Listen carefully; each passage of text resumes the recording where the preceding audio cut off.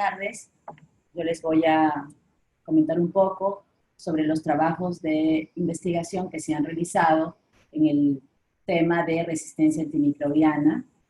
La partida de nacimiento de este grupo fue en el 2008, ya que desde ese año antes se habían trabajado también algunos temas, pero a partir del año 2008 y como parte de un componente del proyecto colaborativo FA3, a través de la cooperación belga, es que nos pusimos a trabajar en este tema. Nuestro centro de operaciones fue históricamente el Laboratorio de Enfermedades Entéricas y Nutrición, al cual le aumentamos el nombre y ahora su nombre es Laboratorio de Enfermedades Entéricas, Nutrición y Resistencia Antimicrobiana.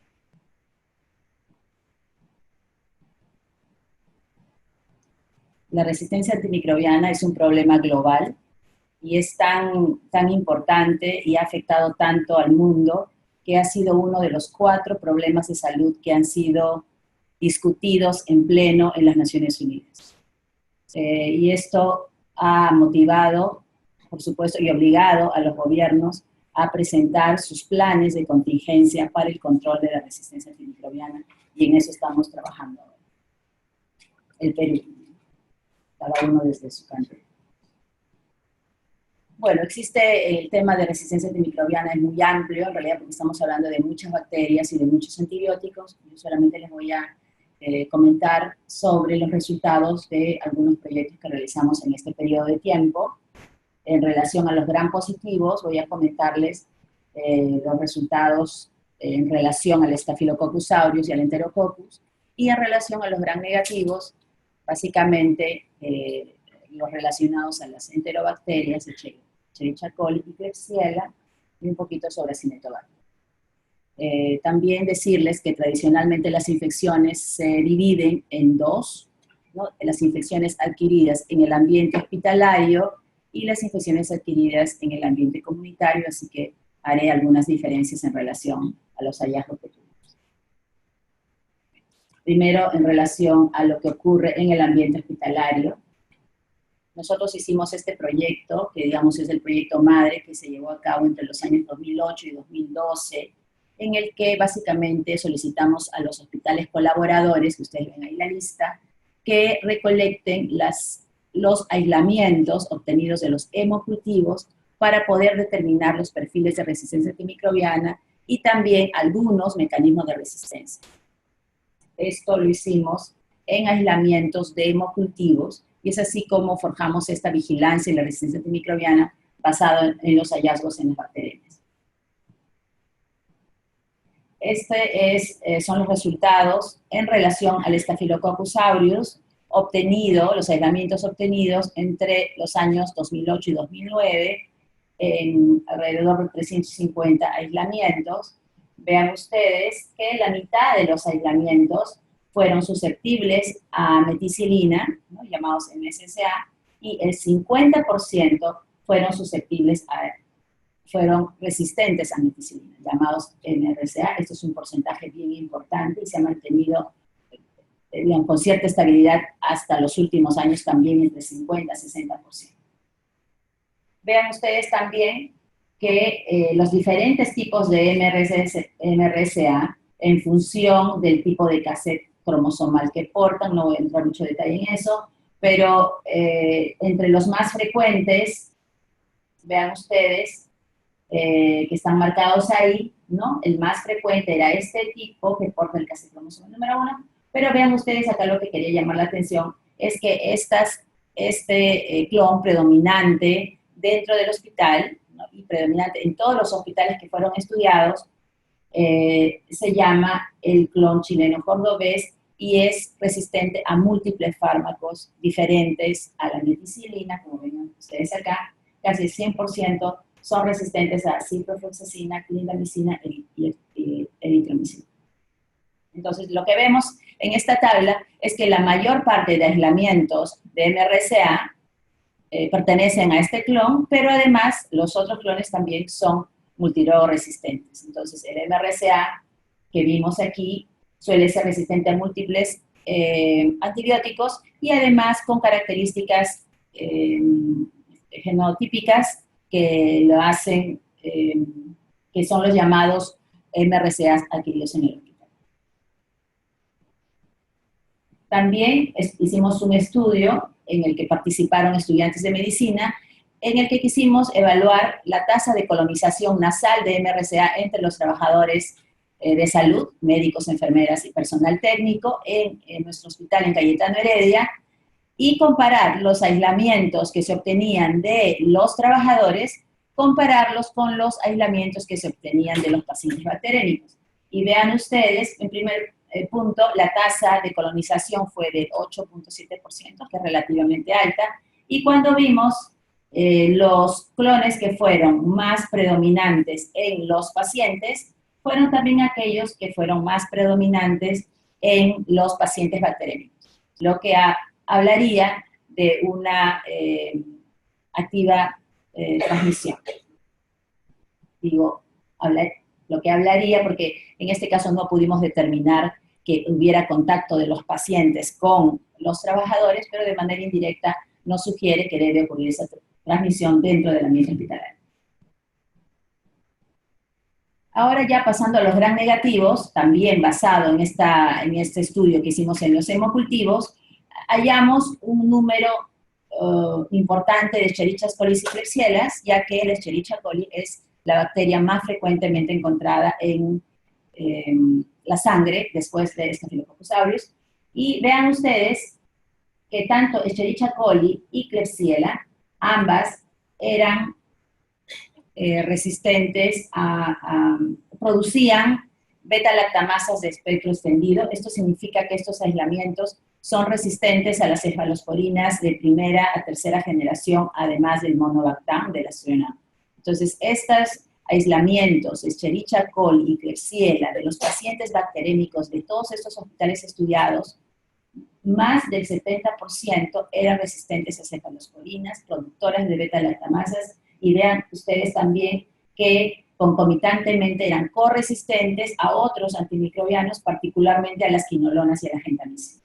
Entonces estamos hablando de una tasa de resistencia extremadamente alta comparada con todos los países del mundo y con los países de la región de Sudamérica.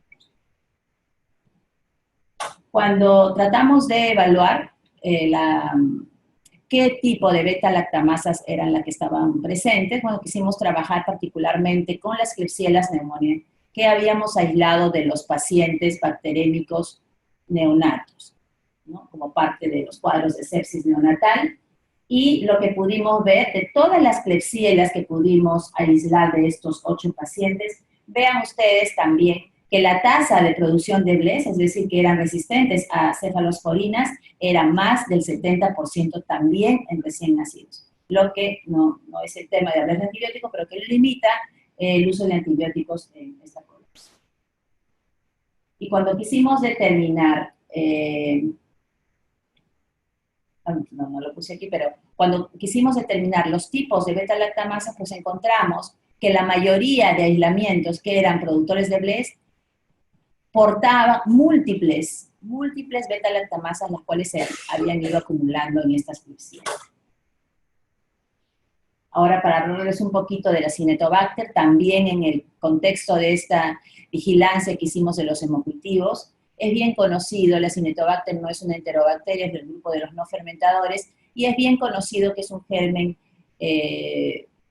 casi siempre intrahospitalario y casi siempre resistente a múltiples antimicrobianos, como lo vimos aquí, a través de múltiples mecanismos de resistencia.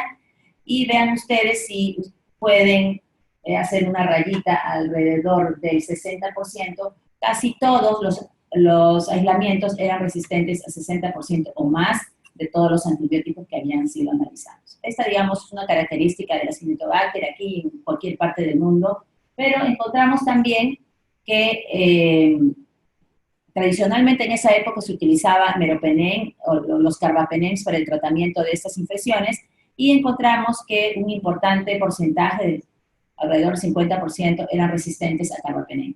Cuando analizamos esas que eran resistentes a carbapenem, a esos aislamientos, encontramos que la mayoría portaba un solo tipo de carbapenemasa, que es la oxacilinasa 23. era común a los 5 hospitales que habían ingresado a este análisis. Y ahora un poquito de los trabajos que hemos hecho en relación a enfermedades adquiridas en la comunidad.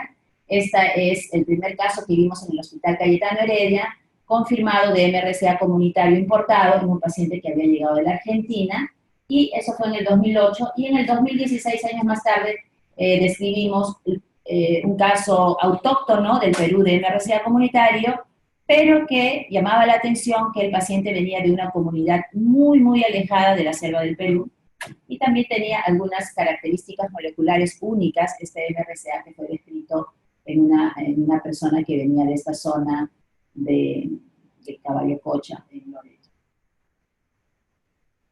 Ambos casos fueron bien documentados, tanto la parte genotípica como fenotípica, confirmándose que eran MRSAs comunitarios.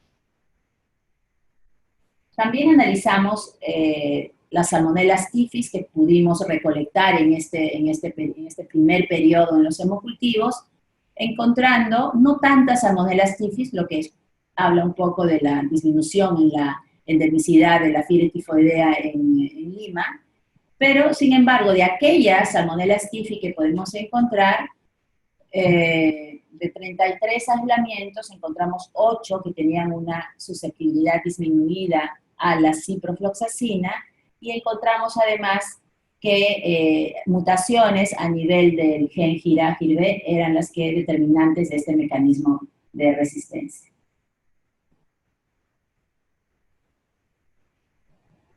En relación a Escherichia coli es súper importante porque es el patógeno más común que produce infecciones en la comunidad, que necesitan antibióticos, como es la infección del tracto urinario. Y ya que dentro de los hospitales el nivel de producción de beta-lactamasas de efecto extendido es muy alto, pues queríamos conocer qué es lo que está pasando propiamente en los casos que vienen de la comunidad. Entonces hicimos un proyecto basado en la comunidad, en 2 centros de salud periféricos en el norte de Lima, uno en Los Olivos y el otro en Independencia. Lo que pudimos determinar es, de todos los casos de infecciones del tracto urinario en el que se había aislado una Escherichia coli, determinamos que la tercera parte de esas Escherichia coli, de pacientes con cistitis que están yendo a atenderse al centro de salud, por lo demás personas que son sanas, sin mayores comorbilidades, pues la tercera parte de esas personas también portaba una Escherichia coli productora de beta-lactamasas. El mayor factor, digamos, asociado que encontramos fue el haber consumido antibióticos en la enfermedad actual. Preguntamos particularmente sobre las quinolonas, que es un antibiótico muy popular para infecciones urinarias, y la mayoría había recibido una quinolona. Y cuando nos fijamos en la resistencia, pues encontramos lo que ya sospechábamos, que el nivel de resistencia a quinolonas era altísimo, ¿no? Las que son productoras de BLES casi todas son resistentes a ciprofloxacina, pero las que no lo son también tienen una alta resistencia a ciprofloxacina, ¿no? En total, entre todas las Escherichia coli, la resistencia a ciprofloxacina era mayor del 50%, por lo cual este antibiótico no debe considerarse como tratamiento de primera línea para las infecciones urinarias.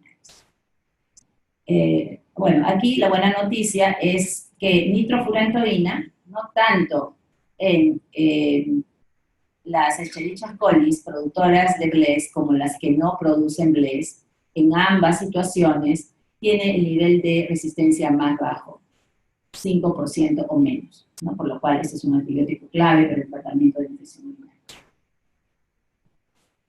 Esta es información que le solicité a la doctora Teresa Ochoa, ella ya habló algo esta mañana, ¿no? En relación a los niveles de resistencia de las Escherichia coli que producen diarrea, como en las que no producen diarrea, que son las que están en la barra negra. Y vean ustedes que el nivel de resistencia, tanto de las que producen diarrea, de las E. coli diarrogénicas, como las Escherichia coli, que normalmente están en el colon, El nivel de resistencia a múltiples antimicrobianos también es bastante alto. Aquí lo relacionado a los hallazgos de la resistencia antimicrobiana en Shigella. Y vean ustedes también que en Shigella también hay niveles de resistencia altísimos, ampicilina el 67%, a trimetoprim sulfamethoxazol 86%, y a tetraciclina es el 74%. También un nivel de resistencia muy alto. Solo hubo una baja resistencia a la citromicina. Y finalmente, los hallazgos de Teresa en relación a la resistencia antibiótica del neumococo en portadores faringios en niños,